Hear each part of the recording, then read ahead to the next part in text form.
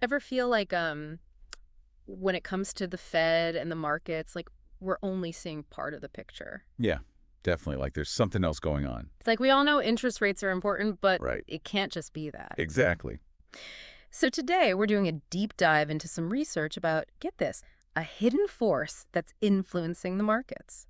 And they're calling it the Fed non-yield shock. So buckle up. Yeah, it's really interesting research. It totally changed how I think about this whole, monetary policy area. Okay, so first things first, what is this non-yield shock? It's basically, it's like a shockwave Okay. that comes from the Fed's announcements and actions, but it's not like directly tied to interest rates. Interesting. So are these shock waves, are they impacting things like, stock prices, Yeah. exchange rates, the things that, people are looking at every day? Yeah, exactly.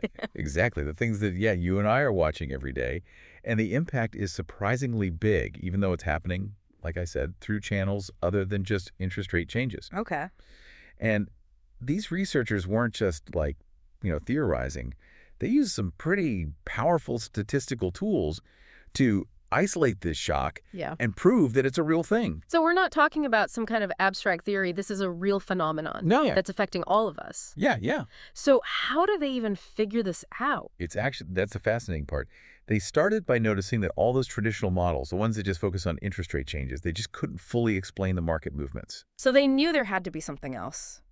Yeah, like imagine like doing a jigsaw puzzle Right. and like pieces are missing. Yeah. You know something's not right. Frustrating. And so they took a step back and they started looking for those missing pieces. Okay. And that's how they discovered this non-yield shock, Interesting. this hidden force that's been kind of secretly shaping these market reactions all along. Wow. So, okay, we've got this non-yield shock that's coming from the Fed and like kind of messing with everybody's assumptions about the market. Right. But what's the driving force? What's actually making these ripples, so to speak? Well, they found that a lot of it boils down to, get this, risk. Okay. How risky investors think the market is at any given moment. So, like, how much of a gamble they think it is to like buy or sell stocks? Yeah, exactly. Exactly. And the researchers found that when this non-yield shock hits, it directly impacts something called the VIX. You heard of Yeah, the VIX, yeah. Isn't that the one that like spikes when everybody's freaking out? That's the one that's nicknamed the fear index. Right, right. And they found that when this non-yield shock happens, the VIX tends to go down, Oh, interesting. meaning investors suddenly feel, calmer, less risk averse. So it's like the Fed is secretly like calming everybody's nerves Right. without actually changing interest rates. Yeah. That's wild. It really is. And it gets even, it's not just about the U.S. market. This non-yield shock has a global impact. Really? They analyzed data from like 40 different countries and found that a positive non-yield shock, the kind that makes investors feel less risky, tends to push stock prices up, around the world. Wow, so we're not just talking about like a little like blip on the radar screen here. Yeah. This is like a global earthquake That's huge. that's shaking up markets everywhere. It's a big deal. So the million-dollar question is, what are they doing or saying to trigger it? Well, that's what I love about this research. It goes beyond just identifying this, shock. Right. They actually try to figure out, like, what's causing it. Okay. And all the evidence seems to point to one main culprit: Fed communication. Wait, you mean so what they say matters as much as what they do with interest rates? It seems like it, yeah. Yeah. Yeah, you got it. This isn't just about numbers. It's about, psychology, sentiment. Their research shows that the more the Fed communicates, especially through those big press conferences, the bigger the impact of this non-yield shock. So it's not even enough to, like, analyze their interest rate moves. We need to, like, pay attention to their words, too. Yeah. Yeah, absolutely. And it's not just about the quantity of communication either. It's also about the content, Okay. like the themes they emphasize. Okay, now I'm really intrigued. So what should we be listening for? Like, what are the magic words? Well, they found that when the Fed specifically talks about things like, risk, like global risks or financial stability, that sort of thing, Okay. it tends to be strongly associated with this non-yield shock. Fascinating. Yeah. So just by talking about risk, they can actually influence how risky investors think the market is. Yeah. And, It's like they have this like incredible power to like shape perceptions with their words. it's powerful stuff. Yeah, Yeah. it makes you realize that there's this whole other dimension to monetary policy that, we're only beginning to, like, understand. Right. We've been so focused on, all the numbers, the interest Yeah. rates, we might be missing the forest for the trees. Yeah. Yeah, This is where I get really excited because if we can understand how this works and what triggers it, right. then it's like we can kind of get a step ahead of the game, right? We can Yeah. anticipate the market's moves in a whole new way. Exactly. It's like we're cracking a secret code or something. Yeah. If we can figure out how the Fed's words actually influence this non-yield shock, it's like we can predict the market, right? Yeah. That's what's so exciting about this research. It's like it opens up, all these possibilities for people who are, paying attention.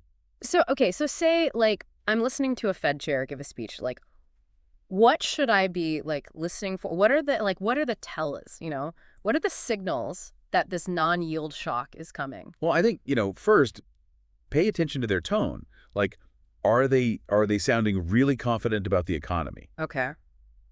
Are they downplaying risks or like emphasizing stability? Okay. Those could be signs that they're trying to kind of, nudge investor sentiment in a more positive direction. So it's not just what they say, it's how they say it. Exactly. It's almost like they're like therapists for the entire market. It's like, Yeah, there's definitely an element of that, like they're trying to manage expectations, influence behavior without, totally dictating the terms. yeah. And we've seen how powerful that can be. I mean, we're talking about global shockwaves here. Yeah.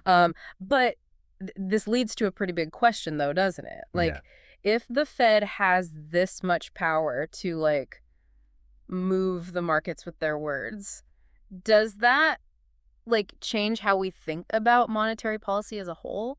Well, I think that's what, researchers are trying to figure out right now. I mean, Uh-huh. this research, it really challenges that traditional view that, interest rates are like the only thing that matters when it comes to monetary policy. It's like we've been playing checkers and then suddenly, like, the whole chessboard opens up. Exactly. Yeah. And the people who understand that game are the ones that are going to, like, benefit the most. Yeah. And so I'm starting to think that, paying attention to like every word the Fed says Right. isn't just for like, economics nerds anymore. Right? Yeah. This is valuable stuff for like, anybody who wants to like make a good decision, make smart decisions in the market. Yeah, I completely agree. Like, we're so used to thinking about the Fed as like this black box, right? Well- Like, they make decisions and then we all just like react to them. Right. But this research suggests that, they're actually trying to communicate with the market all the time. Right. They're trying to, shape our perceptions, guide our behavior. Interesting. Okay. Yeah, so it's like this two-way street. So the takeaway here isn't just to like blindly follow the Fed. It's to, Right. like pay attention, listen to them, but like, try to understand like what's really going on Be informed, exactly. and become, a smarter investor. Yeah, exactly. This research is kind of empowering in a way because it lets us be more, Right. active participants in the market, Yes. not just passive bystanders. We can use this knowledge That's- to our advantage. That's it. Okay, so to wrap things up, next time you see the Fed in the news, don't just, glance at the headlines about interest rates. Right. Really take a deep dive, Yeah. listen to their speeches, pay attention to, how they're saying things and, kind of think about like the message they're trying to send. Exactly. Think about what's going on beneath the surface. Because you might just uncover some of those hidden forces that are shaping, what's happening and, gain a valuable edge. Absolutely. Well, this has been a fascinating deep dive. Thanks for, taking us there. Yeah, of course. This was fun.